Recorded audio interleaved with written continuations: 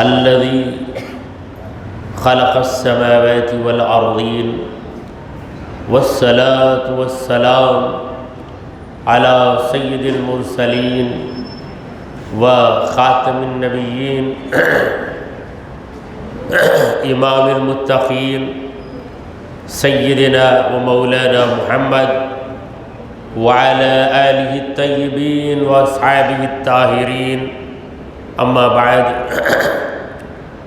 فأعوذ بالله من الشيطان الرجيم بسم الله الرحمن الرحيم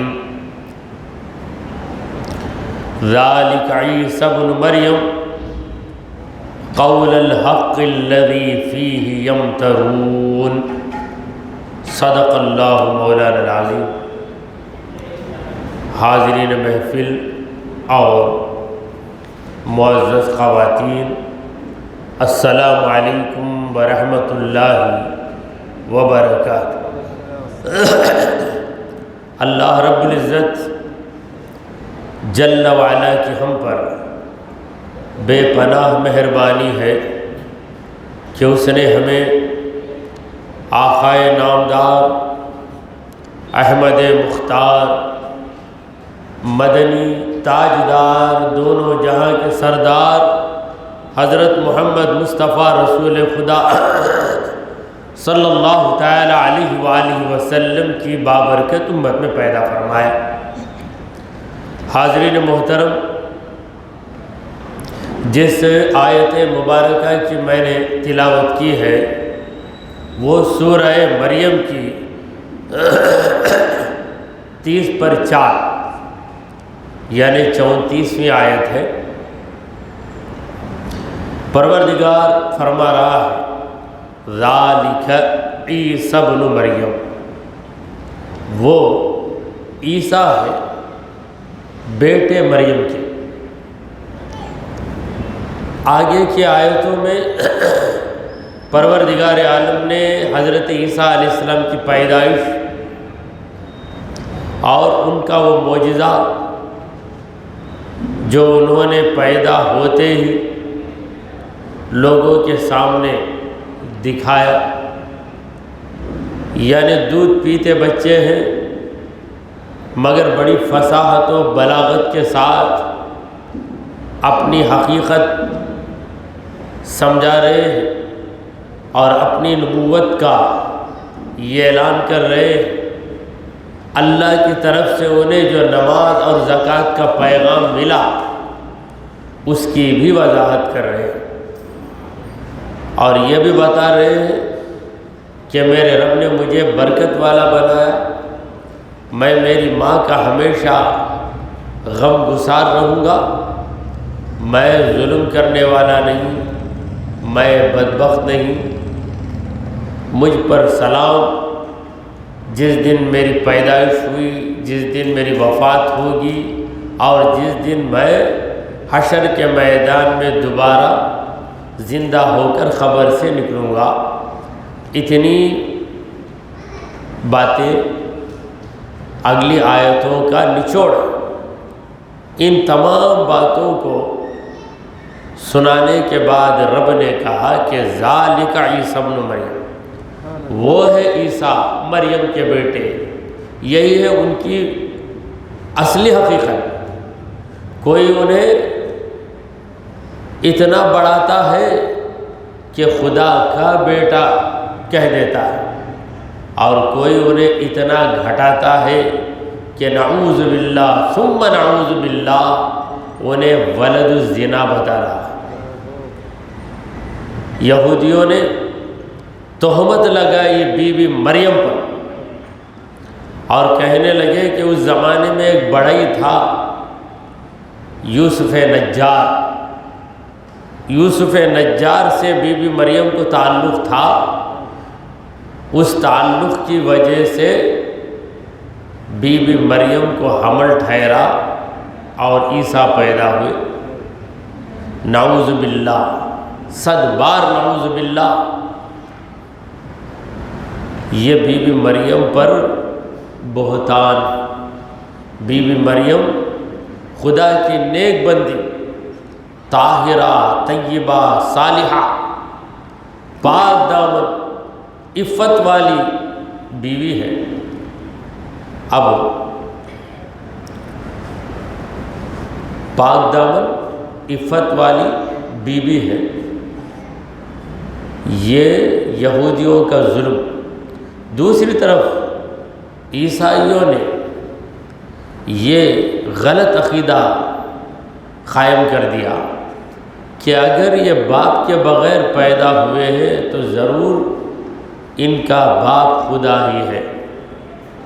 تو اللہ تعالیٰ نے دونوں غلط عقیدوں کا رد کر دیا اور کہا کہ عیسیٰ میرا بندہ ہے، میں نے اسے باپ کے وسیلے کے بغیر پیدا کیا۔ قول الحق، صحیح بات تو یہی ہے، قول حق ہے، سچائی کی بات۔ الذی فیہ یمترون، لوگ اس معاملے میں جھگڑا کر رہے، ہر ایک اپنے خیال سے عیسیٰ علیہ السلام کو سمجھا رہا، اس کے خیال میں خامی ہوتی ہے تو عیسیٰ علیہ السلام کی حقیقت پہ پردہ پڑ جاتا ہے۔ حضرت عیسیٰ جو نہیں ہے وہ ان کے بارے میں یہ لوگ کہتے چلے جاتے ہیں۔ ما کان للہ ان یتخذ من ولد، یہ اللہ کی شان کے خلاف ہے کہ وہ کسی کو اپنی اولاد بنا دے۔ اللہ کسی کو اولاد ولد نہیں بناتا۔ ولد کا معنی بیٹا یا بیٹی،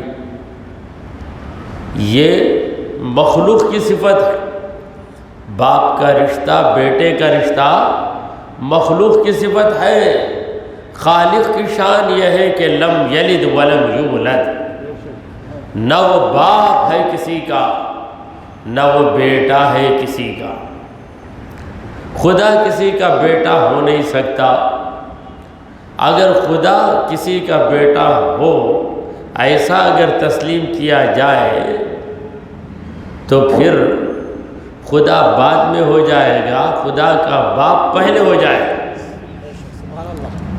تو خدا کا بعد ہونا، متاخر ہونا، یہ ثابت ہوگا جو کہ باطل ہے۔ خدا سے پہلے کوئی نہیں، خدا ہمیشہ سے تھا۔ اگر خدا کے لیے بیٹا تسلیم کیا جائے تو بیٹا باپ کے مثل ہوتا ہے، انسان کا بیٹا انسان ہوتا ہے، پرندے کا بیٹا پرندہ ہوتا ہے، جانور کا بیٹا جانور ہوتا ہے، تو پھر لازمی طور پر خدا کا بیٹا بھی خدا ہو جائے۔ تو توحید کا جو عقیدہ خدا ایک ہے، یہ عقیدہ ٹوٹ پھوٹ جاتا ہے اگر خدا کے لیے بیٹا تسلیم کیا جائے، کیونکہ بیٹا وہی صفت رکھتا ہے جو صفت باپ کی ہوتی ہے۔ باپ انسان ہے تو لازمی طور پر بیٹا بھی انسان ہی ہوگا۔ اسی لیے اللہ نے کہا کہ ما کان للہ، اللہ کے لیے یہ ہونے والی بات ہی نہیں، it is not at all possible, یہ ہونے والی بات ہی نہیں ان یتخذ من ولد، کہ اس کا بھی کوئی ولد ہو۔ سبحانہ، اس کو تو پاک ہی، ایسے رشتوں سے، ایسے نعتوں سے وہ پاک۔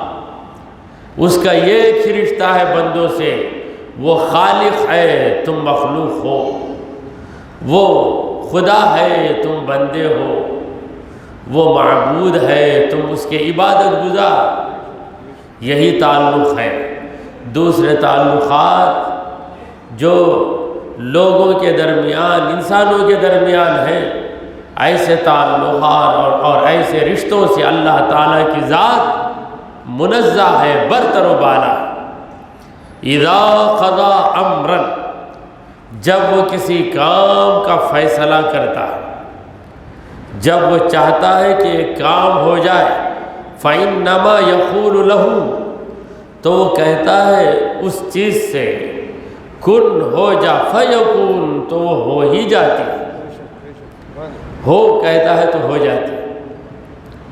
یہ ہو کہنا یہ بطور استعارہ، یعنی کوئی چیز وہ پیدا کرنا چاہے، آسمان بنانا چاہے تو اسے کئی دنوں کی ضرورت نہیں ہے، وہ کہے کہ اے آسمان بن جا تو آسمان بن جائے، کیونکہ اس کی قدرت اتنی اعلیٰ کہ ساری کائنات کو پیدا کرنا اس کے لیے کوئی بھاری بات نہیں ہے۔ تمام انسانوں کو پیدا کرنا اور ایک انسان کو پیدا کرنا اس کے لیے یکساں، ایسا نہیں کہ ایک انسان کو 1 منٹ میں پیدا کیا، 60 انسانوں کو 60 منٹ میں پیدا کیا، ایسا نہیں۔ وما خلقکم ولا بعثکم الا کنفس واحدہ، تم تمام لوگوں کو پیدا کرنا، تم تمام لوگوں کو موت دینا، تم تمام لوگوں کو مارنے کے بعد دوبارہ زندہ کرنا اللہ کے لیے بالکل ایک انسان کو پیدا کرنے، مارنے اور زندہ کرنے کے برابر، ایک اور کئی لاکھ اس کی قدرت کے سامنے یکساں۔ وَإِنَّ اللَّهَ رَبِّي وَرَبُّكُمْ فَاعْبُدُوهُ، بے شک اللہ میرا رب اور تمہارا رب۔ عیسیٰ علیہ السلام کا پیغام کیا تھا؟ پیغام یہ تھا کہ اے لوگو، میرا رب تمہارا رب اللہ ہے، فَاعْبُدُوهُ، لہذا اسی کی عبادت کرو، اسی کی بندگی کرو، اللہ کے سوا کوئی عبادت کے لائق نہیں۔ تو اللہ تبارک و تعالی معبود ہے۔ ہمارا کلمہ کیا ہے؟ لا الہ الا اللہ، نہیں ہے کوئی معبود سوائے اللہ کے، عبادت کے لائق، عبادت کا حقدار صرف اور صرف اللہ تبارک و تعالی۔ ھذا صراط مستقیم، یہ سیدھا راستہ ہے، اللہ کی عبادت کرنا یہ سیدھا راستہ ہے۔ فاختلف الاحزاب، جماعتیں الگ الگ ہو گئی، من بینہم، آپس میں ایک دوسرے سے جدا ہو گئے، یعنی عیسیٰ علیہ السلام کی جب ٹاپک آتی ہے، عیسیٰ علیہ السلام کا جب عنوان آتا ہے تو لوگوں کے الگ الگ نظریے ہو گئے۔ کسی نے کہا کہ عیسائیوں کا عقیدہ بھی عیسیٰ علیہ السلام کے بارے میں ایک نہیں، ان کی کئی جماعتیں، ایک نستوریہ جماعت اور ایک کوئی جماعت، تو سارے عیسائی ملے اور ان کے بڑے بڑے سردار جمع ہوئے، کہا کہ عیسیٰ کے بارے میں ہم کوئی رائے قائم کریں۔ دیکھیں ان کا دین کتنا بے بنیاد ہے۔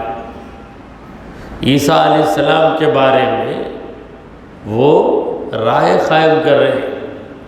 ایک نے کہا کہ دیکھو عیسیٰ علیہ السلام ہی خدا ہے، خدا دنیا میں آیا، خدا دنیا میں آیا، چند دن رہا پھر غائب ہو گیا، کیسا غلط عقیدہ۔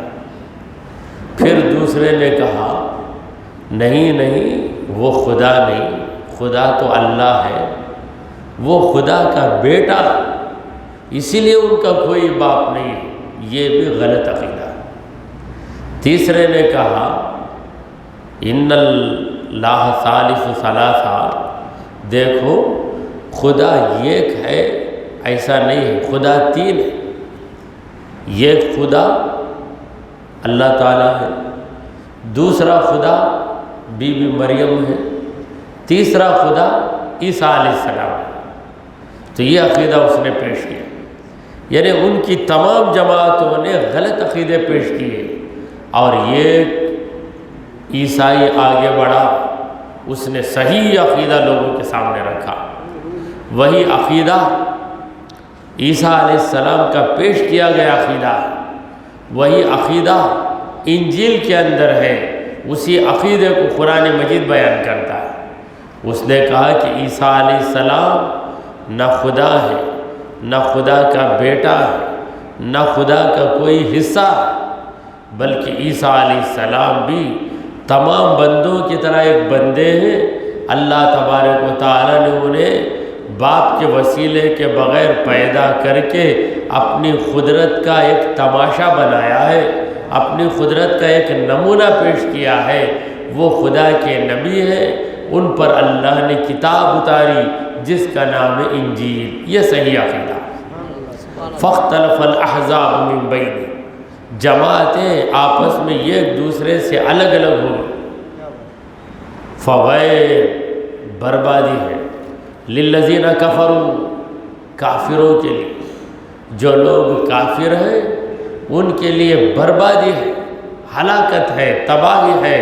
من مشہد یوم عظیم، یہ بڑا دن، یوم عظیم بہت بڑا دن، قیامت کا دن. اس دن وہ حاضر ہونے والے. مشہد کا معنی ہے حاضر ہونا، کیونکہ یہ مشہد مصدر میمی ہے. قیامت کے دن مومن بھی حاضر کیے جائیں گے، کافر بھی حاضر کیے جائیں گے. کافروں کے لیے وہ دن بربادی کا دن ہوگا، کیونکہ انہوں نے غلط عقیدوں کو اپنایا، صحیح عقیدے کو انہوں نے چھوڑ دیا.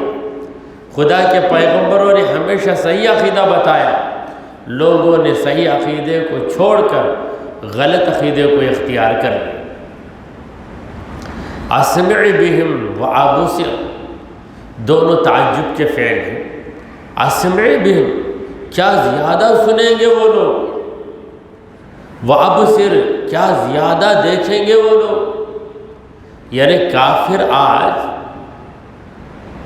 محمد رسول اللہ صلی اللہ علیہ وسلم کی بات کو نہیں سن رہے. حضور بتاتے بھی ہیں تو کانوں میں انگلیاں رکھ لیتے ہیں. حضور اکرم صلی اللہ علیہ وسلم کو توجہ کے ساتھ نہیں دیکھ رہے. مگر قیامت کا دن وہ لوگ کتنا زیادہ سنیں گے، کتنا زیادہ دیکھیں گے. یوم یاتوننا، جس دن وہ لوگ ہمارے پاس آئیں گے. یاتون، آئیں گے، نہ ہمارے پاس. جس دن ہمارے پاس آئیں گے قیامت کے دن، تو اس وقت وہ نبی کی بات کو توجہ سے سنیں گے. مگر آج کا دن سننے سے کیا فائدہ، پہلے ہی سن لینا تھا. مان لے آج ان کی بات، کل تو مانے گا وہ نہیں مانے گا. تو اگرچہ مان گیا مگر تیری بات نہ خدا مانے گا نہ خدا کے نبی مانے گا.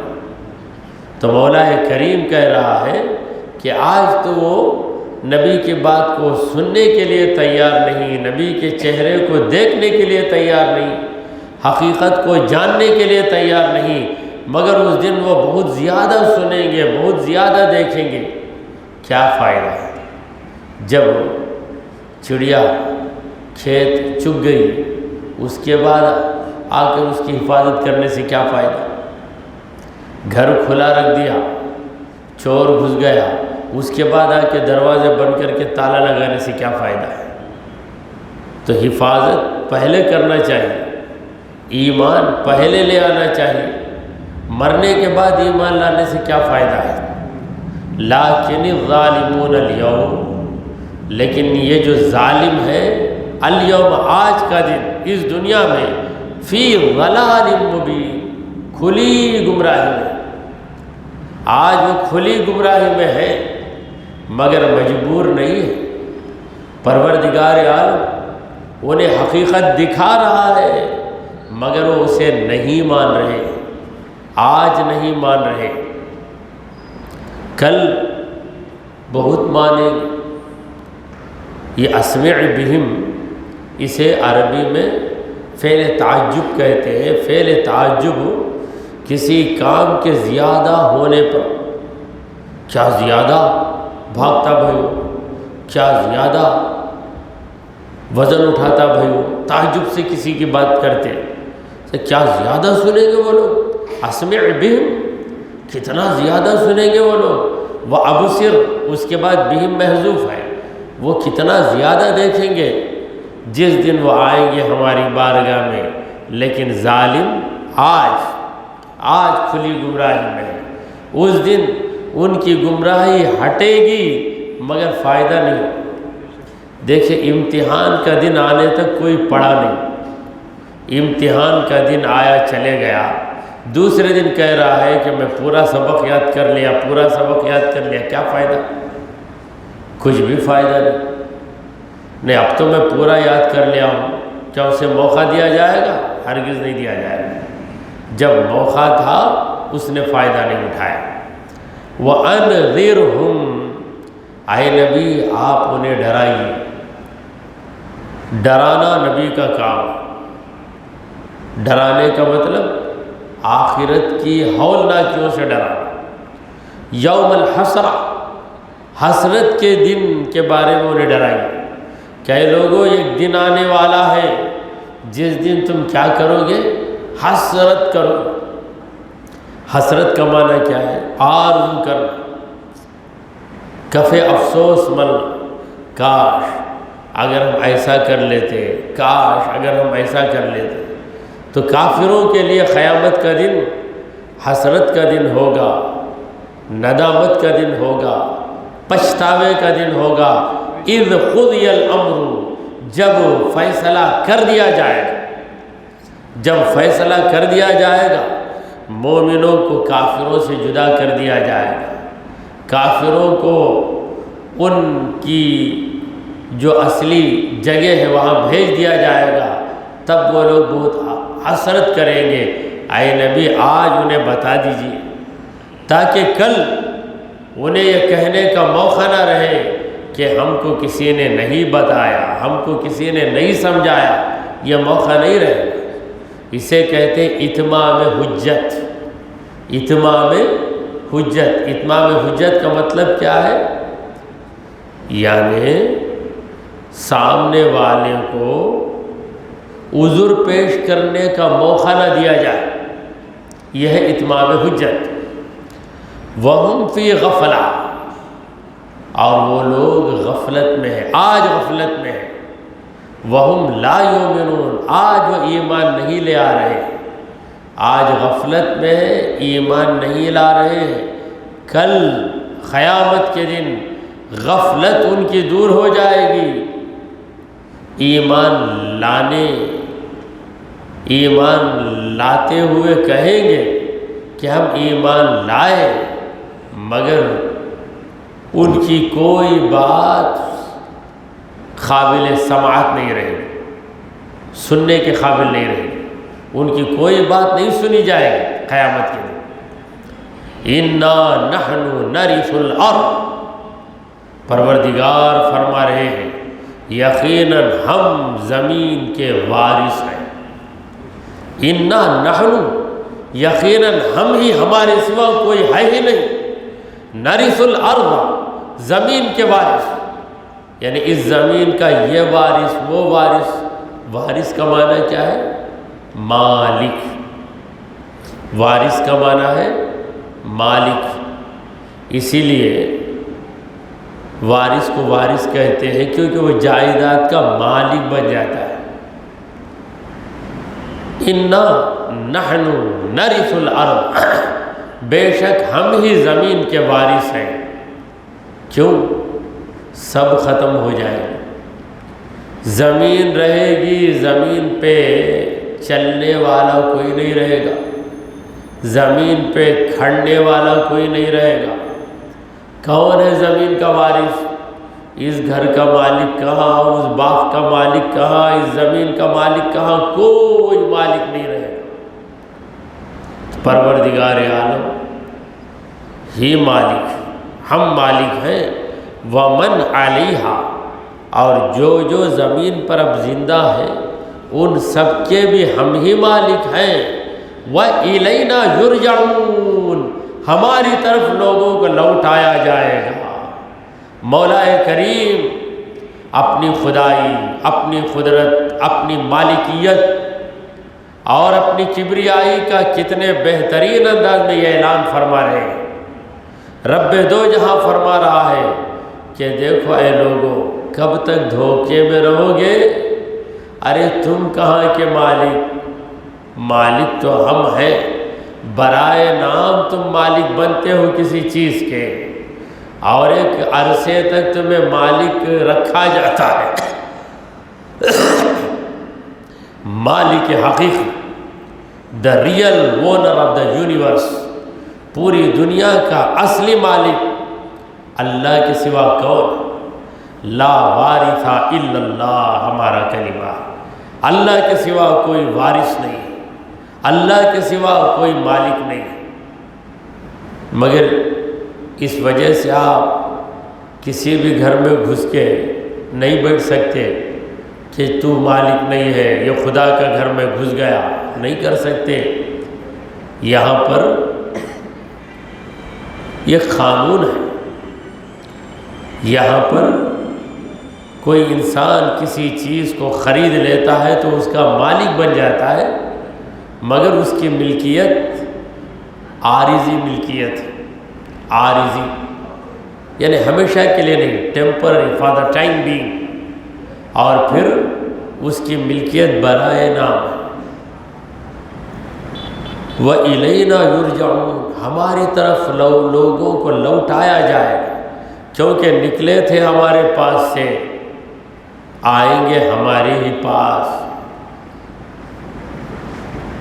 سورہ مریم کا دوسرا رکوع ختم ہو گیا، عیسیٰ علیہ السلام کا واقعہ آیا اور حشر کے میدان میں کافروں کا جو انجام ہونے والا ہے اس کو بتایا گیا۔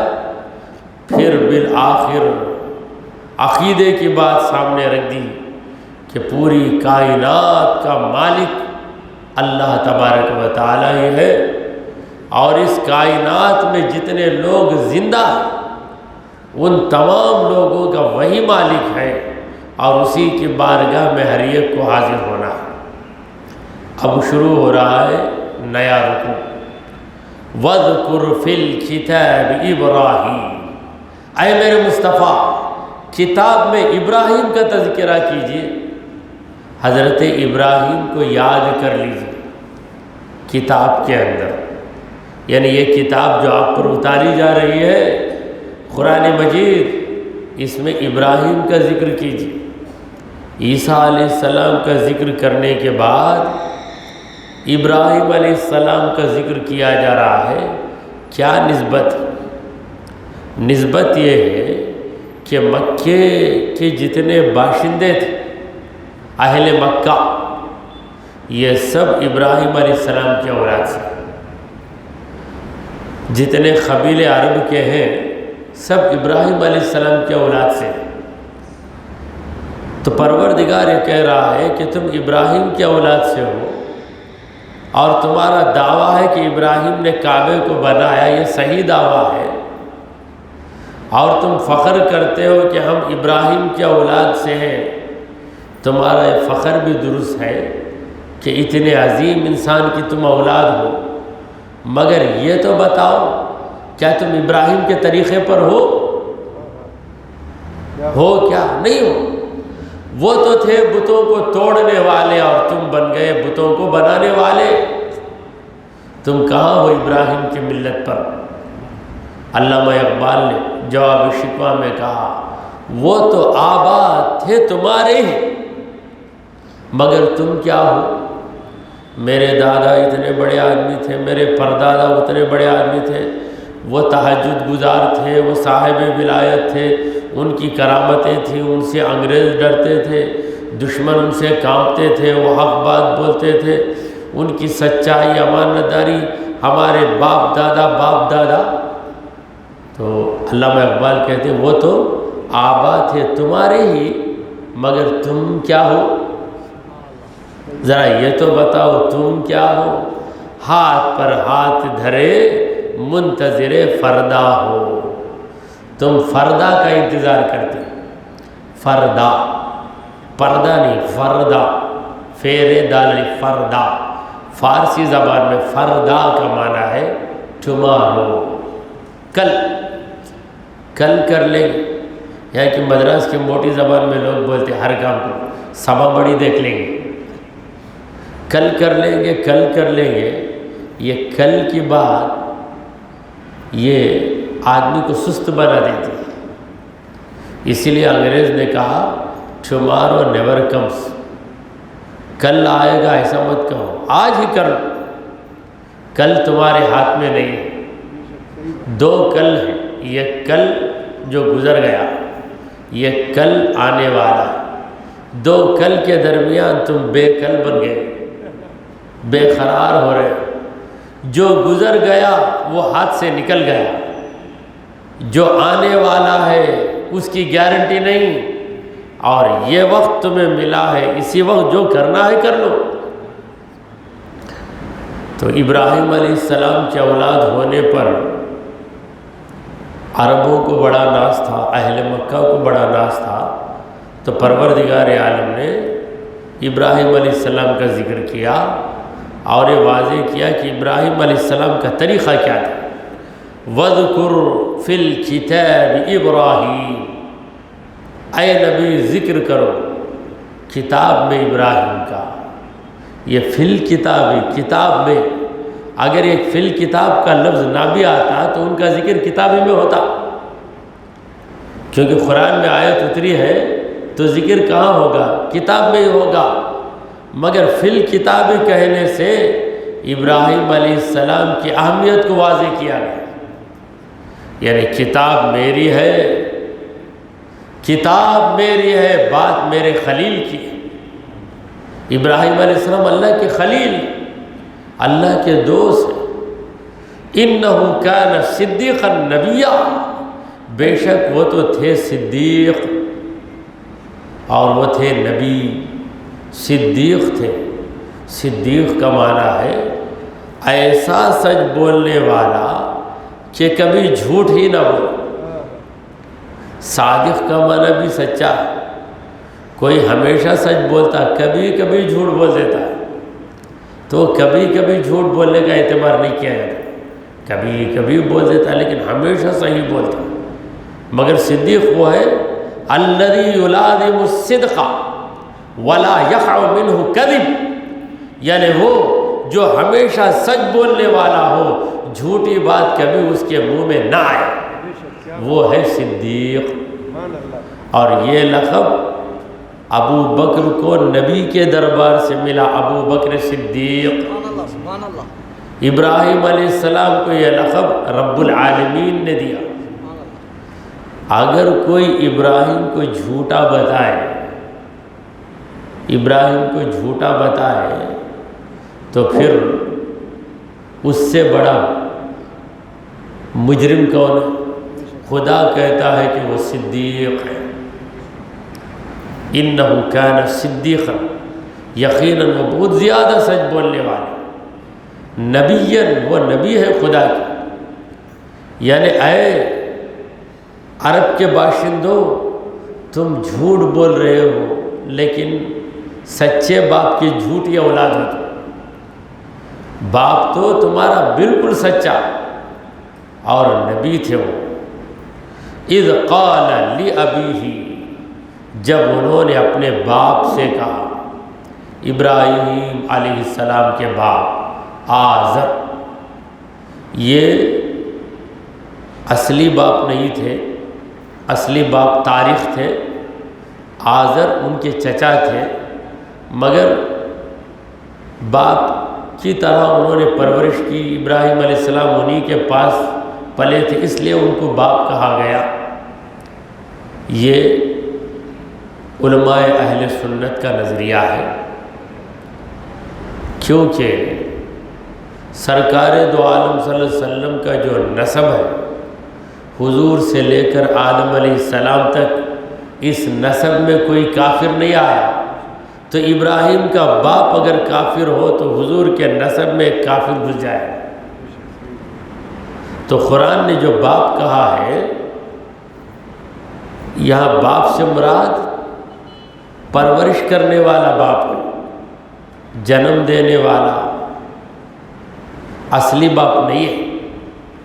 تو بہرحال اس کا ترجمہ تو یہی ہوگا کہ اذ قال لأبیہ، جب کہا ابراہیم نے اپنے باپ سے، یا ابتی، اے میرے ابا جان، کافر باپ، مشرک باپ، بت تراشنے والا باپ، مگر ایسے باپ سے بھی ابراہیم علیہ السلام جب خطاب کرتے ہیں تو باپ کے درجے کا لحاظ رکھتے ہوئے، نام لے کر نہیں بلا رہے اور اس کی بری حرکت سے نسبت دے کر نہیں بلا رہے، یا ابتی، اے میرے ابا۔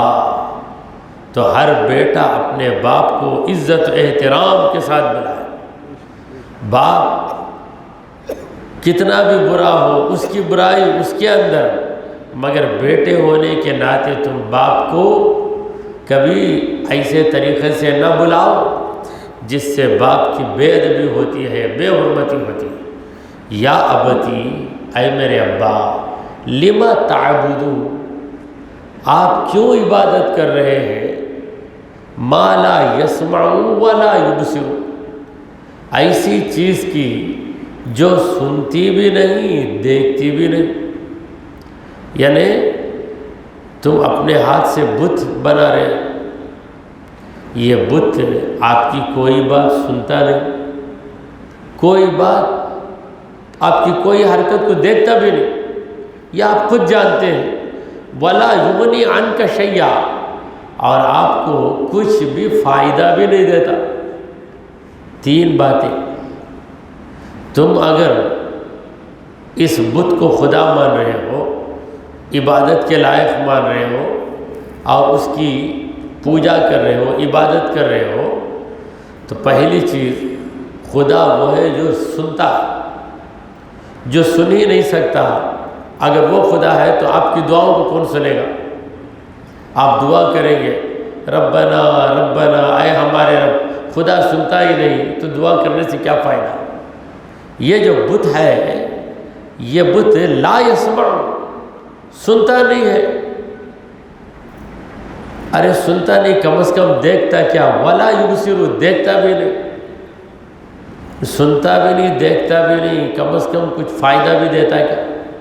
دیکھیے بعض چیزیں ایسی ہیں، سنتی بھی نہیں، دیکھتی بھی نہیں، فائدہ دیتی۔ یہ فین ہے، فین ہماری بات کو سنتا نہیں، فین ہم کو دیکھتا بھی نہیں کیونکہ اس سے آنکھ نہیں ہے، مگر فائدہ دیتا ہے، ہوا پہنچاتا ہے۔ یہ تینوں باتیں نہیں اس کے اندر، جبکہ کوئی سنے، دیکھے، فائدہ پہنچائے، تب بھی اس کی عبادت نہیں ہو سکتی، کیونکہ وہ خالق نہیں ہے۔ یہ ایک بکرا دیکھتا ہے، کیا بکرے کی آپ عبادت کریں گے؟ یہ ایک بلی آپ کی بات سن لیتی ہے تو کیا بلی کی آپ عبادت کریں گے؟ تو سن لینے والا، دیکھ لینے والا خدا نہیں ہوتا۔ جب اتنی خوبیوں والا خدا نہیں ہو سکتا تو جس کے اندر خوبی نام کی کوئی چیز ہی نہیں ہے، قوت نام کی کوئی چیز ہی نہیں ہے، یہ تمہارا بت سنتا بھی نہیں، دیکھتا بھی نہیں، کچھ فائدہ دیتا بھی نہیں، ایسی چیز کی آپ عبادت کر رہے ہیں۔ اتنے بیوقوف آپ کیوں بن گئے؟ خدا نے آپ کو انسان بنایا ہے، اللہ نے آپ کو عقل دی ہے، مگر آپ اتنے بیوقوف کیوں ہو گئے؟ یا ابتی، اے میرے ابا جان، انی قد جاءنی من العلم، سنیے یقیناً میرے پاس علم آیا۔ علم یعنی صحیح بات مجھے معلوم ہو گئی ہے، صحیح خبر میرے پاس آئی ہے، ما لم یأتی کا، جو علم آپ کو نہیں آیا۔ یعنی میں خدا کا نبی ہوں، آپ خدا کے نبی نہیں ہیں، مجھے صحیح بات معلوم ہو گئی، ہمارا حقیقی معبود کون ہے، مجھے یہ پتہ لگ گیا ہے۔ فاتبعنی، اے میرے ابا جان میری بات مانو، آپ کا درجہ، آپ کی عمر، آپ کا رتبہ، یہ ساری چیزیں میں تسلیم کرتا ہوں، مگر خدا کے بارے میں جو جانتا ہوں وہ آپ نہیں جانتے، لہٰذا آپ میری پیروی کیجئے، اہدی کا صراطا سویہ، میں آپ کو سیدھا راستہ بتاؤں گا۔ ابراہیم علیہ السلام آزر سے گفتگو کر رہے ہیں، یا ابتی، اے میرے ابا، لا تعبد الشیطان، شیطان کی عبادت مت کرو، تم بت کی عبادت کرتے ہو، تم خود جانتے ہو کہ یہ بت ہے، مٹی کا پتلا ہے، آخر کس کی بات مان کر تم یہ احمقانہ کام کر رہے ہو؟ بت کو خدا مان کر تم جھک رہے ہو، جبکہ تم اچھی طرح جانتے ہو کہ یہ بت ہے، کبھی غصے میں آ کے تم بت کو پھینک بھی دیتے ہو، کس کی بات مان رہے ہو؟ شیطان کہتا ہے تم عمل کرتے ہو، تو گویا تم شیطان کی عبادت کر رہے ہو۔ سنو، لا تعبد الشیطان، شیطان کی عبادت نہ کرو، ان الشیطان کان للرحمن عصیا، بے شک شیطان تو رحمان کا بڑا نافرمان ہے۔ خدا رحمان ہے، خدا تم پہ مہربان ہے، اسی لیے اس نے تمہیں زندہ رکھا ہے، تمہارے اندر اس نے ساری توانائیاں رکھی ہیں، آنکھ میں بصارت رکھی ہے، کان میں سماعت رکھی ہے، زبان میں بولنے کی طاقت رکھی ہے، ہاتھ پیر کے اندر اس نے قوت دے دی ہے، وہ بڑا مہربان ہے تم پر، تمہارے لیے اس نے غذاؤں کو پیدا کیا، تمہارے لیے اس نے پانی کو برسایا، پانی کو زمین سے نکالا، ایسا مہربان ہے، اور اس مہربان رب کا نافرمان ہے شیطان، اور تم شیطان کی بات مان کر بت پرستی کر رہے ہو۔ یا ابتی، اے میرے ابا جان، انی اخاف، میں ڈر رہا ہوں، یقیناً مجھے ڈر ہے، ان یمسک عذاب من الرحمن، کہ آپ پر عذاب آ جائے گا رحمان کی طرف سے۔ خدا رحمان ہے، مگر تمہاری حرکت اتنی بری ہے کہ وہ مہربان خود تم پہ عذاب اتار دے گا۔ تم بت کو خدا مان رہے ہو، خدا کو کتنا اتار دیا ہے تم نے، اور تم کتنے اتر گئے ہو، تم اعلیٰ درجے کے انسان ہو، یہ پتھر کی مورتی یہ ادنا چیز ہے، اس کو تم خدا مان کر اس کے آگے جھک رہے ہو۔ انی اخاف ان یمسک عذاب من الرحمن، رحمان کی طرف سے تم پر عذاب آ جائے گا، عذاب تمہیں آ کر لگ جائے گا، یہ مجھے ڈر ہے۔ فتکون للشیطان ولیا، تو تم شیطان کے ولی بن جاؤ۔ جب شیطان کے تم دوست بنو گے، تم تو دوست بنو گے شیطان کے، مگر شیطان کبھی تمہارا دوست بننے والا نہیں، وہ تو تمہارا دشمن ہی ہے۔ پھر تم شیطان کی بات مان کر غلطی پہ غلطی کرتے جاؤ گے، بالآخر تمہارا انجام کیا ہوگا؟ تم جہنم کے عذاب میں مبتلا ہو جاؤ گے۔ یہ ساری تقریر ہے ابراہیم علیہ السلام۔ تقریر کتنی آیتوں پر مشتمل ہے؟ یہ 2 3 4 آیتیں، 4 آیتوں میں ابراہیم علیہ السلام کی تقریر، اور ابراہیم علیہ السلام کا مخاطب کون ہے؟ یہ ایک انسان، وہ ہے آزر۔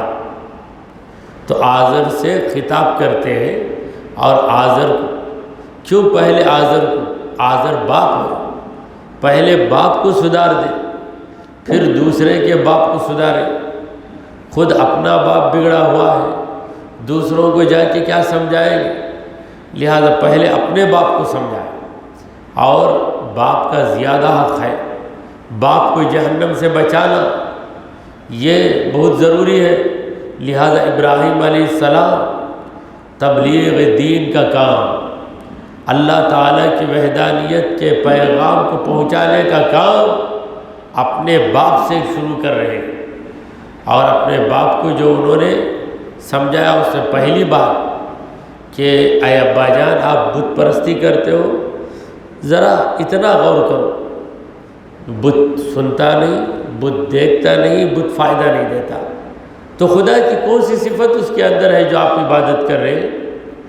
اور دوسری بات یہ بتائی کہ دیکھو اللہ کے بارے میں، خدا کے بارے میں آپ کو کچھ نہیں معلوم، آپ یہی کہیں گے اگر بت کو میں پوجا نہ کروں، بت کی عبادت نہیں کروں تو کس کی جا کے عبادت کروں؟ یہ سوال آپ کرو گے۔ سنو، میں جان چکا ہوں کہ خدا کون ہے، میں آپ کو بتاؤں گا۔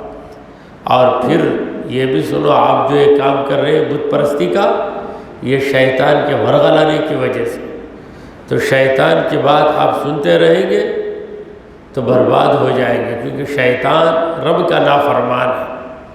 اور آخری بات یہ سن لیجیے ابا جان کہ آج آپ غفلت میں ہیں، اچانک خدا کا عذاب آ جائے گا، اس وقت آپ تڑپ تڑپ کر میری بات کو ماننا چاہیں گے، مگر آپ کی بات اس وقت آپ کے منہ پر پھینک دی جائے گی، آپ کی بات مانی نہیں جائے گی۔ تو اس تقریر کو سن کر ابراہیم کے باپ آزر نے کیا کیا، رد عمل کیا ہوا، بعد والی آیت میں ہے، انشاءاللہ تعالی کل کی محفل میں اس کی وضاحت کی جائے گی۔ دعا کیجئے کہ پروردگارا ہم نے جو کچھ کہا اور سنا اسے قبول فرما لے۔